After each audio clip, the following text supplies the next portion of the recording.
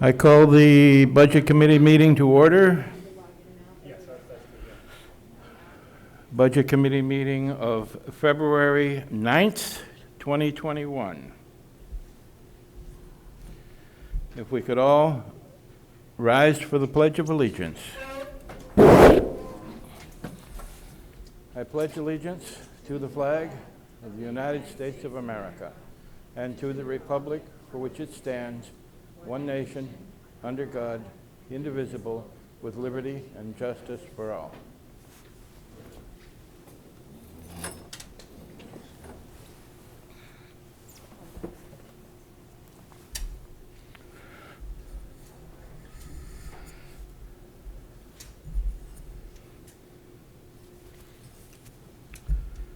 All right, I'd like to call for the approval of prior minutes. Is it the desire of the committee to handle them individually or all at once as a slate, or?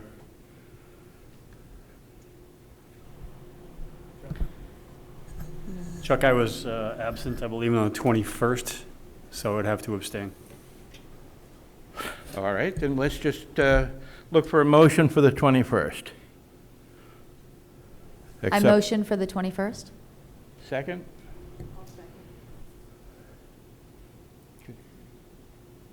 All right.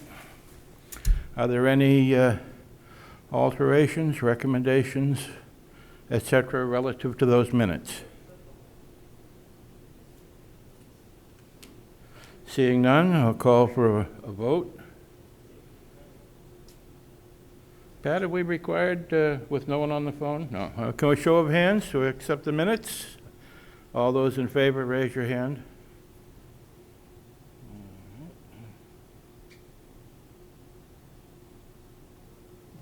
Abstentions?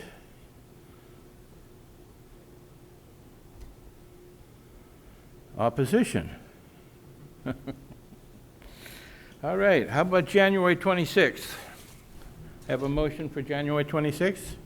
I would make a motion to approve the minutes. Mackenzie makes a motion. Naomi seconds it. Again, discussion, deliberation, amendments. Seeing none, I'll call for a vote on the minutes of January 26th. All those in favor, raise your right hand.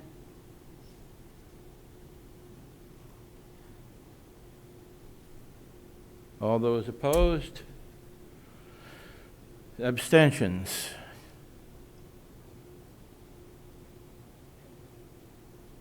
Dave, Ilg, and Jenna. February 2nd. Do we have a motion to approve the minutes? I would make a motion to approve the minutes. Motion. Seconded by Lee. Discussion? All those in favor, raise your right hand.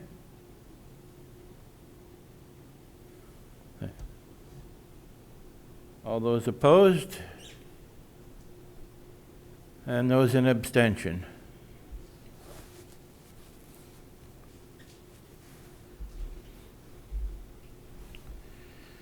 Well, next on our agenda is new warrant articles. As the committee is familiar, we get an opportunity to recommend or not recommend moneyed articles in the warrant. Is Matt going to speak to those articles? No, No? I am. Oh, Pat? As the school district clerk, I received a petition warrant article today to dissolve the budget committee, but it does not have an appropriation attached to it, so it doesn't come before the budget committee.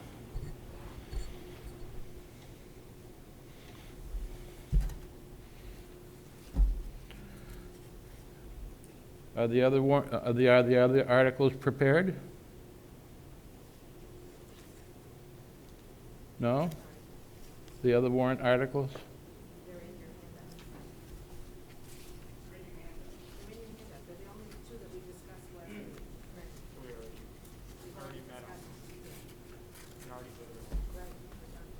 Great. Pardon me for being somewhat distracted. All right.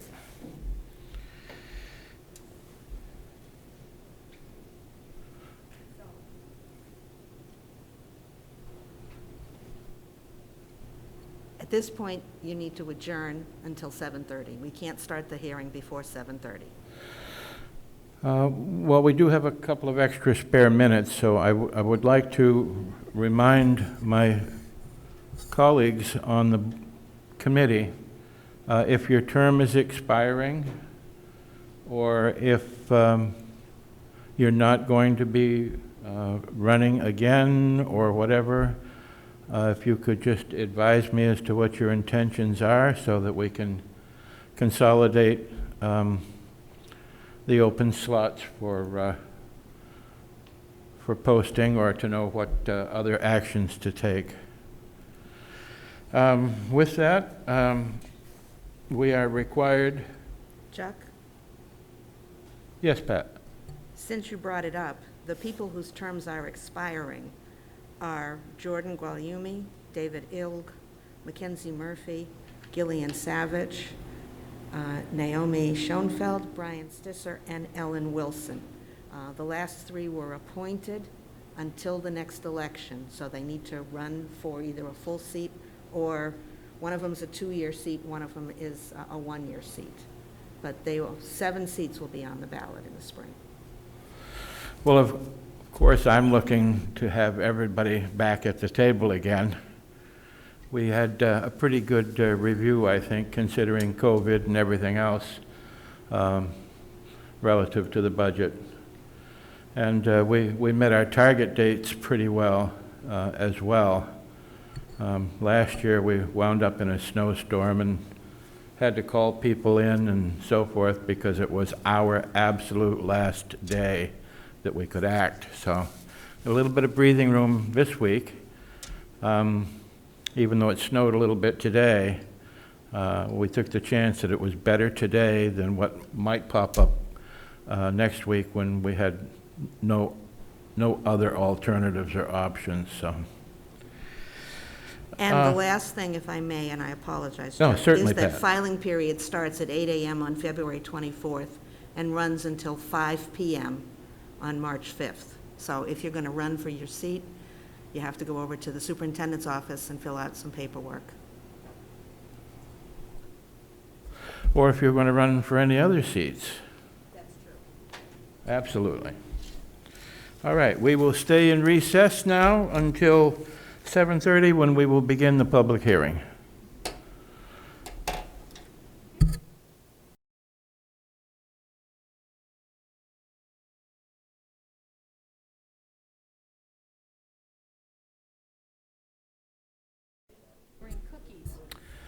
All right, it is 7:30, and I call the meeting back into session. And the next item on our agenda is a public hearing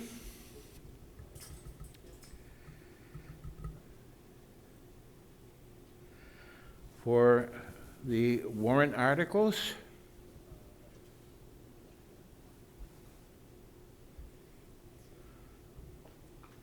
for the operating budget and for the default budget.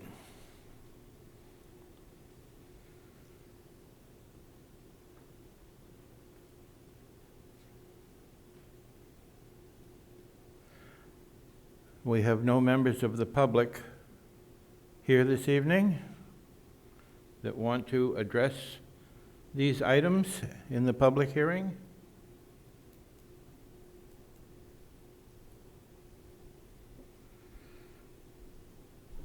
They're all disguised as blue chairs. Well, then I declare the public hearing closed. Our meeting will resume.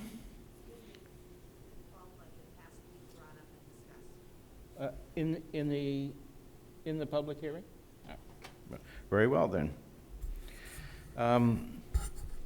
Matt, would you like to inform us of the default budget?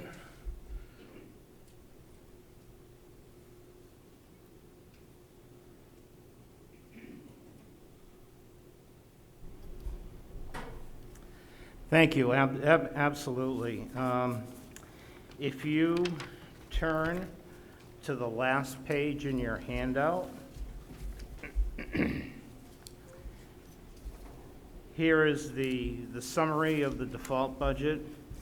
There is a Department of Revenue Administration form that's been filled out and approved on this maybe a month, 2 months ago. This has been approved by the board by virtue of them voting on the budgetary warrant article. So what you do basically is you take last year's budget straight off the MS-22, which is the statement of appropriations voted and approved. That's the $80,714,000. We had a reduction in administrative salaries because we had some changeover in personnel, so we subtracted that. Teaching salaries went up by $189,000. That was a 3.25% increase. However, the original warrant articles said in year 3 of their contract, it was going to be around 900 and something thousand. But because of staff turnover, we didn't need all that money in order to bring all the staff forward. We only needed $189,000 of that. So that's what we increased the default budget by. It's a contractual obligation voted on by the voters, and that's what everybody stepped up. The new crop of people who came in since the contract was voted upon only really cost us $189,000 more than the previous budget. The other contractual obligations, our health insurance went up 9.3%, $499,000. We have FICA that this total amount went up also. We have New Hampshire retirement. Again, that's a contractual obligation. It went from 11.7 to 14.6%. That's something that's voted on and approved by the New Hampshire retirement system, and usually those rates are good for a 2-year period. So the 14.06 rate for the support staff should be good for 21, 22, and 23, which sounds odd to say, but it should be good for 2 years. I've only seen it once change the following year, but that was in dire circumstances when investments wasn't really doing well and their portfolio was really going down. So that's going to be a 2-year standard. So on the New Hampshire retirement for the teachers, professional staff, that went from 17.8 to 21.02. So that was kind of leap in the percentage. So those are all contractual obligations, either through the teacher's contract and the support staff contract and employment contract with other people in the district. Our unemployment compensation went down by $10,000. That's something that we have to buy, so we decreased the default budget by $10,000. Our workers' compensation, I think we had a conversation on that, why the drastic reduction in that amount.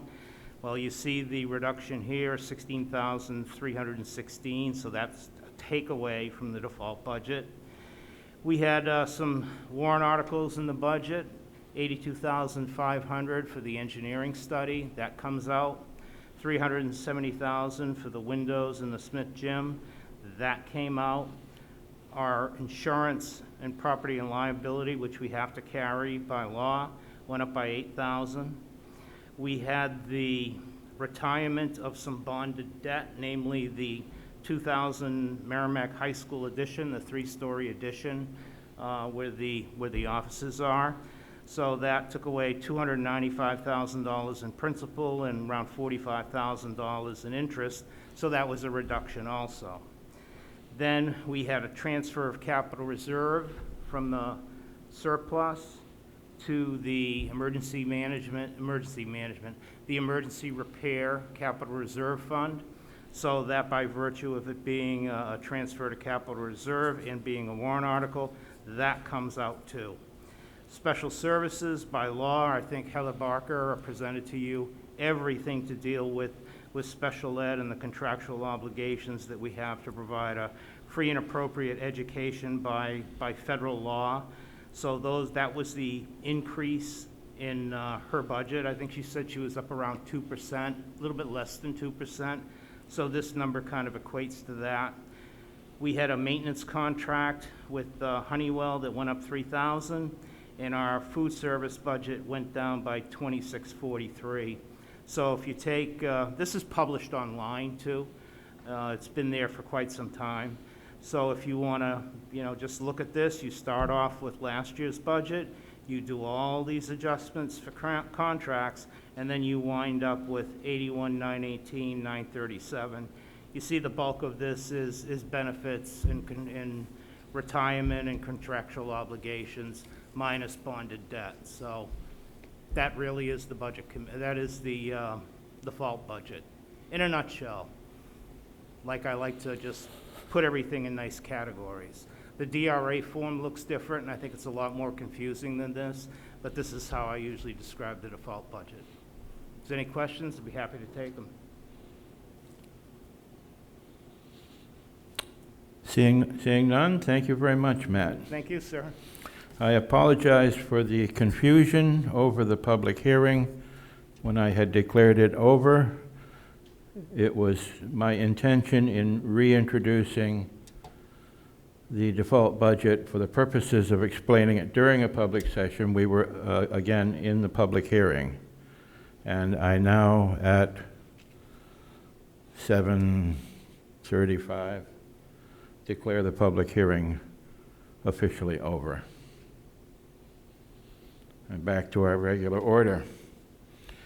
So we have final actions and recommendations on our budget. So where we stand presently, you all have the information in front of you, is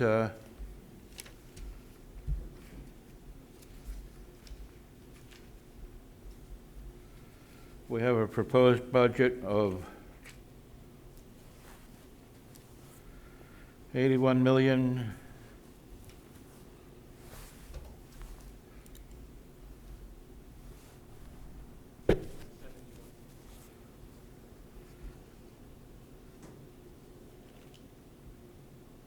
$81,870,163, representing the deliberations of the Budget Committee up to this point, where we had reviewed the budget, and the only area that the Budget Committee was recommending a reduction in, it having been a level-funded budget, was in maintenance for the Brentwood building, and the Budget Committee elected to take an additional $5,000 in reduced spending on that building after the school board had already made one cut to it, resulting in a total reduction on that line item of $12,300. And that's where we presently stand. If we have any other recommendations for alterations to the budget, it's open to the committee.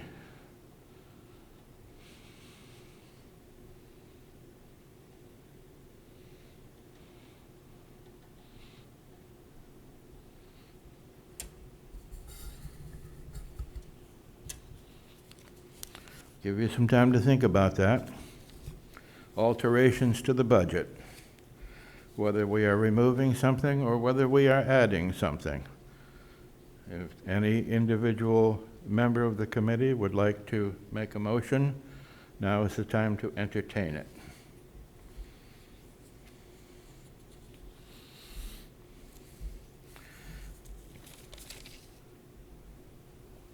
Seeing none, I'm going to call for a motion to approve the operating budget as it stands at, again, $81,870,163. Do I have such a motion? Jordan makes the motion. Second. Gillian Savage makes a second. Any further discussion of the motion?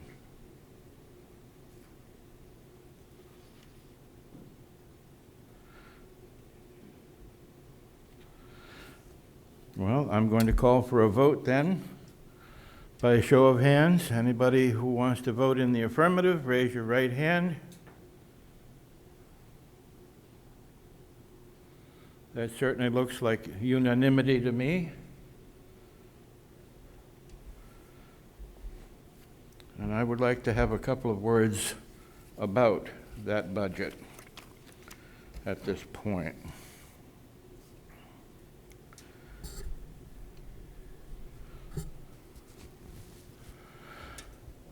I happen to feel that the Budget Committee is an important body in our town government. We have 12 different people from 12 different areas and 12 different perspectives, combing through the budget, looking for the best for our community and our children and our employees. We are, after all, one of, if not the largest employer in the town of Merrimack. And the money that our employees take home pays for houses and Main Street spending and all of those kinds of things. It is a vital part of our community in more ways than just education. I think that the Budget Committee has been exceptionally fair in coming to this particular budget. It is level funded. The pandemic certainly has taken its toll on everybody.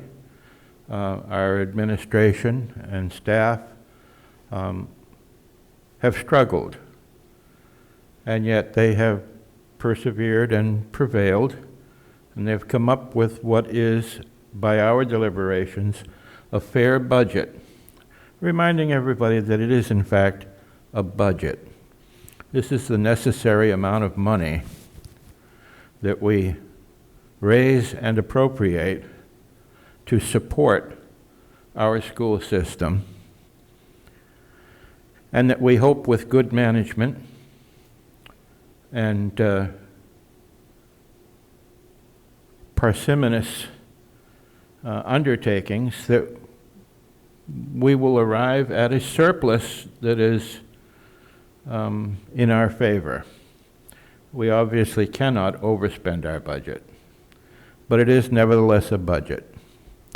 And so I think that we have given our community the amount of money that is necessary to conduct itself professionally and appropriately on behalf of our best interests. So I would like to thank everybody on the board for participating, bringing your views to the table, expressing them, and coming to a unanimous conclusion that, yes, this budget is a good budget for our town.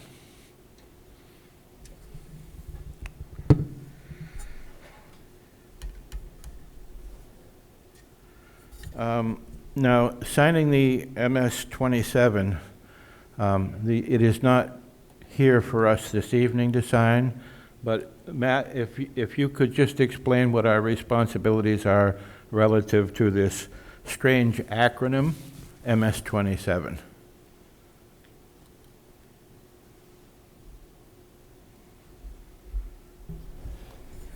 The MS-27 is basically a form that puts in, it's a form that's organized by function code. I don't mean to talk in code right here, and it shows you the different purposes, and it's basically a representation of what you've done, what the school board has done, and what you've approved to go to the voters, and what the board has approved to go to the voters. So it'll have a board side, and it'll have a budget committee side. It's all kind of dependent upon whether or not the board votes to approve the change that the budget committee made in recommending the last warrant article. So it's a summary with a total. and it gets posted with the warrant. So you're not, when you sign it, you're just agreeing to, this is the bottom line, these are the figures, that's it. So it's available, it'll be available after the board meeting we have on the 15th to sign off, and then we post it with the warrant, and it gets put online so the voters can see it. Thank you very much, Matt. Are there any questions about the MS-27?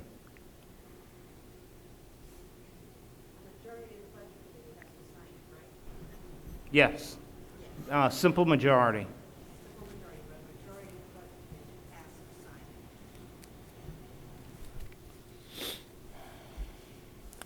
Thank you.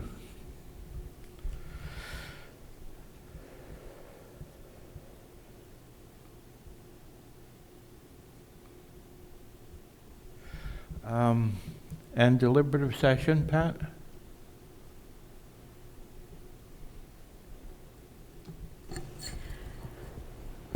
The setup for a deliberative session is going to be a little bit different this year. There will be the school board on stage, and there will be a table in front of the stage where administration, I'll sit as the clerk, the school's attorney, and the budget committee chair will sit. All other seats will be socially distanced, and there will be a section set aside for people that do not wish to wear a mask, although masks and social distancing are the order of the day as far as the moderator is concerned. But the budget committee will try to set aside a place in a space so that you can sit together, at least socially distanced, as administration is out here. But that will be on, at this time, and I talked with Cinda today, the meeting is March 9th, not November 9th. I did that to see if you were paying attention. I mean, that's when I was teaching, that's what they used to tell me to say when I made a mistake. Put it on everybody else. It will be at J Muse in the gym where it usually is, and it will be live streamed. But in order to vote, you have to be present, and you have to get a voter card in order to vote and talk and exercise your right. And the next Budget Committee meeting will be held immediately after the deliberative session is over, again, over in that little space where we sat last year. So Budget Committee is invited, urged, pleaded with to please attend the meeting.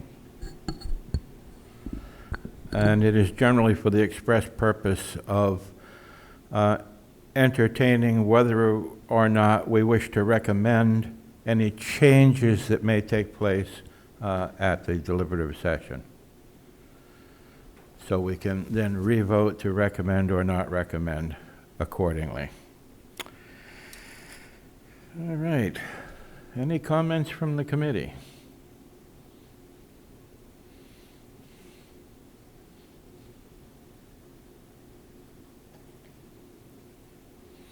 Going once?